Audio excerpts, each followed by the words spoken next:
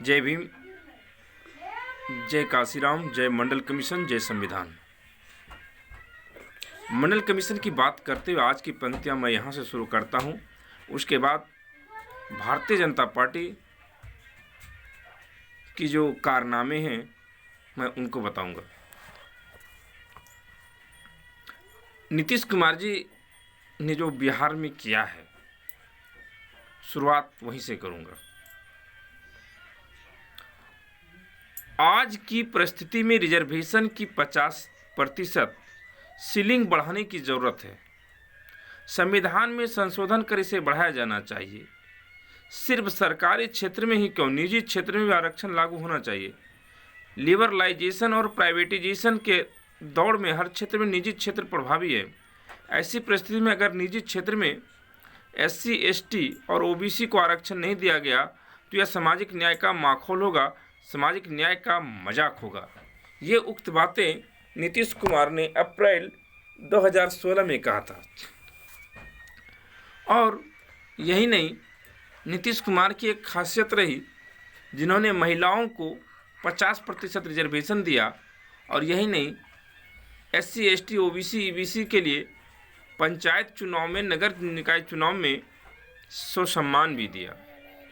लालू प्रसाद यादव की भूमिका ने बहुजनों को आवाज़ दिया और उन्होंने ही कहा था, ऐ गाय चराने वाले, भैंस चराने वाले, सुअर चराने वाले, बकरी चराने वाले, जो भी हो, भेड़ चराने वाले, सभी पढ़ेंगे तभी आपका विकास होगा और आप विकसित होंगे, वरना आप विकसित नहीं हो पाएंगे।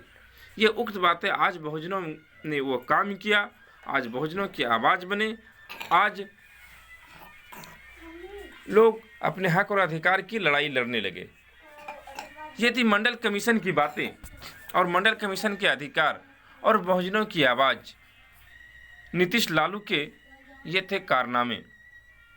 अब हम आगे बढ़ते हैं कि पिछले दिनों भारत के प्रधानमंत्री माननीय श्री नरेंद्र मोदी जी उत्तराखंड जाते हैं और कहते हैं कि 25 साल पहले मैंने यहाँ पर जो है भाजपा कार्य समिति की बैठक बुलाई थी।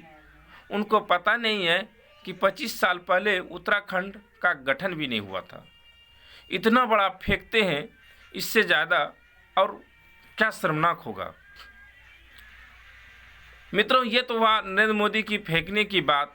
और कब वो पठान का बच्चा बन जाएंगे, कब OBC का बच्चा बन जाएंगे, उनका 2 गो जन्मदिन है, कौन सच है कौन झूठ है ये पता नहीं चलता। वह जब चाय बेचने की बात करते हैं तो वडनगर में उसमें रेलवे स्टेशन ही नहीं था और इतने हट्ठे कट्ठे आदमी को कोई और काम नहीं मिला और ये चाय बेचने लगे।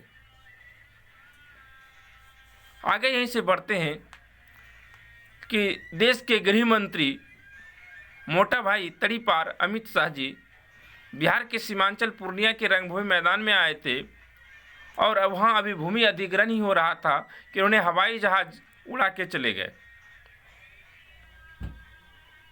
हवाई जहाज़ उड़ा भी नहीं है और ये उड़ा के चल दिए। छपड़ा में आए पिछले दिनों, ये लफड़ा लगाने की बात करने लगे, लेकिन फिर भी यहाँ लफड़ा नहीं लगा।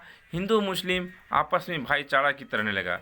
SC, ST, OBC इतने जग गए कि वो अपने कौम की ओर लौटने लगे, अपने पूर्वजों की ओर लौटने लगे, बौद्धों की ओर लौटने लगे। A.V. रामास्वामी पेरियार ने कहा था, जो धर्म हमको नीच कहता है उस धर्म को लात मार देना चाहिए। अगर ऐसा नहीं है तो हम अगर तुम्हारे धर्म को नहीं मानते, हम देवी देवताओं को नहीं मानते, ब्राह्मण को नहीं मानते, तो वो लोग भी कहते कि हम बुद्ध को नहीं मानते हैं। तुम संविधान को मानने के लिए तैयार नहीं है तो मनुस्मृति को मानते हो। चलिए यहाँ से अब हम आगे बढ़ते हैं। JP नड्डा जी मदुरई गए थे, बेंगलुरु के पास से, और वहाँ जा कर के उन्होंने एम्स बना दिया। और जब मीडिया लोग पहुँचे एम्स को खोजने के लिए तो वहाँ बिल्डिंग ही बुलबुल पर पार हो गया। समझ में नहीं आता। कर्नाटक में इनकी किताबें चलते हैं कि सावरकर जेल में बुलबुल से घुस जाता था और निकल जाता था। अब इससे ज़्यादा इनका क्या फेक होगा। इनकी फेक ये है कि गुरु नानक, गुरु गोरखनाथ सिंह और कबीर साहब को सबको एक मंच पर बैठा करके बात करते हुए दिखा दिए, लेकिन ये मुख्य धारा की मीडिया को नहीं दिखाई पड़ता। ये तक्षशिला को पाकिस्तान में बता दिए थे। हम कल का लाइव देख रहे थे, बिहार के शिक्षा मंत्री श्री चंद्रशेखर यादव जी को मीडिया किस तरह से फंसा रहा था कि ये झूठ हो गया, ये हो गया, लेकिन नरेंद्र मोदी जी स्वयं झूठ बोल देते हैं, अमित शाह झूठ बोल देते हैं, जेपी नड्डा झूठ बोल देते हैं। और सिलेंडर वाली जो है आजकल सिलेंडर बन गई है, कहाँ छिप गई है वो कौन ईरानी, स्मृति ईरानी, उसके बारे में लोग कभी मीडिया में हिम्मत नहीं है इनको बोलने के लिए। एगो भोपू आरजेडी की यूनिवर्सिटी से पढ़ लिख के निकला है, प्राइमरी पास, जायसवाल जी, बड़ी सवाल करते हैं। इनको समझ में नहीं आता है कि जिस थाली से खा के निकला है उसी थाली पे आरोप लगाते हैं। लालू नीतीश की माला जपते हैं, कहीं अच्छा जगह मिल जाए।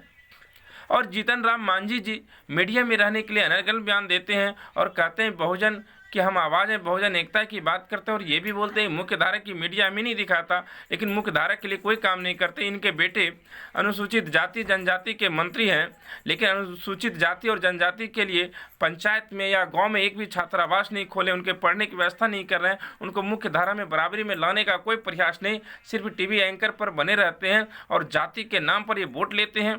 ऐसे लोगों को नहीं चाहिए। बहुजन को एक समाज पर आना चाहिए, बहुजन को पूरा अधिकार मिलना चाहिए, बहुजन एकता की बात करना चाहिए। हम जो 6743 जातियों में बटे हैं, इसको एक स्थान पर लाना चाहिए, तभी हम आगे बढ़ पाएंगे।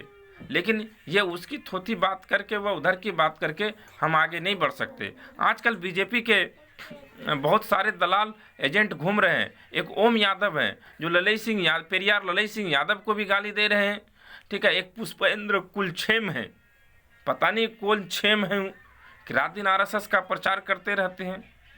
एक सन ऑफ चड्डी, मनीष कश्यप, रवि भट्ट, ये सब नौटंकीबाज हैं। इस सबसे बचना चाहिए और मुख्य धारा की बात रखनी चाहिए।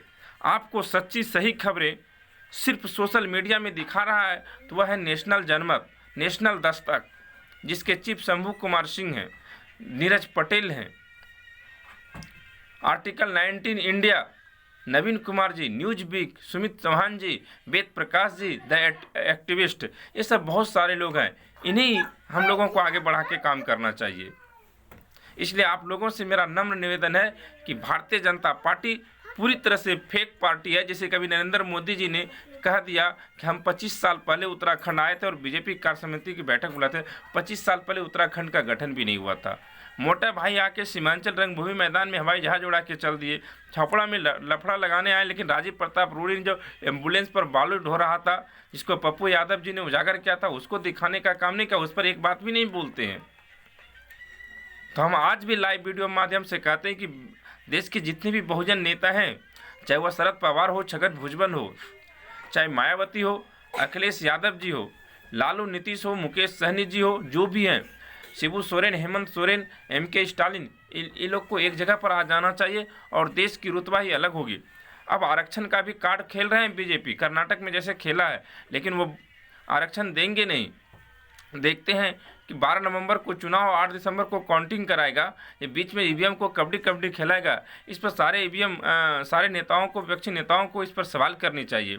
रही बात कांग्रेस की नीति मैं आपको बता दूं कि कांग्रेस में मल्लिकार्जुन खड़गे को तो राष्ट्रीय अध्यक्ष बनाए, जब विपत्ति में आया है तो इन्होंने कभी बाबू जगजीवन राम का सहारा लिया, तभी मल्लिकार्जुन खड़गे का सहारा लिया। क्या कांग्रेस से एक सवाल है मेरा, क्या आप जनरल सीट पर SC ST को लड़ाएंगे कि सिर्फ रिजर्वेशन पर ही लड़ाएंगे, सिर्फ उसका यूज करेंगे? क्या इस तरह से पूर्ण अधिकार देंगे? हमें यही देखने है, यही इंतजार है। और मल्लिकार्जुन खड़गे को कांग्रेस के राष्ट्रीय अध्यक्ष बनने के लिए बहुत बहुत बधाई। और मैं बता दूं कि 75 साल में 42 साल ही कांग्रेस के गांधी परिवार के हाथों में कांग्रेस का कमान रहा है, बाकी तो अन्य लोगों के पास ही रहा है। बीजेपी का ये भी दावा और ये भी आरोप लगाना पूरी तरह से गलत है। बीजेपी वो लोकतांत्रिक पार्टी भी है। चलिए आगे बढ़ के कुछ बातें रखते हैं। अगर यदि आगाज करनी है और 90% हमको अपना हक लेना है, जगदेव बाबू का हक लेना है, तो अगर वह EWS लिया तो हमको उसकी चिंता नहीं, हम 90% कैसे लें, इस पर हमें रात दिन बात करनी चाहिए, आवाज़ उठानी चाहिए।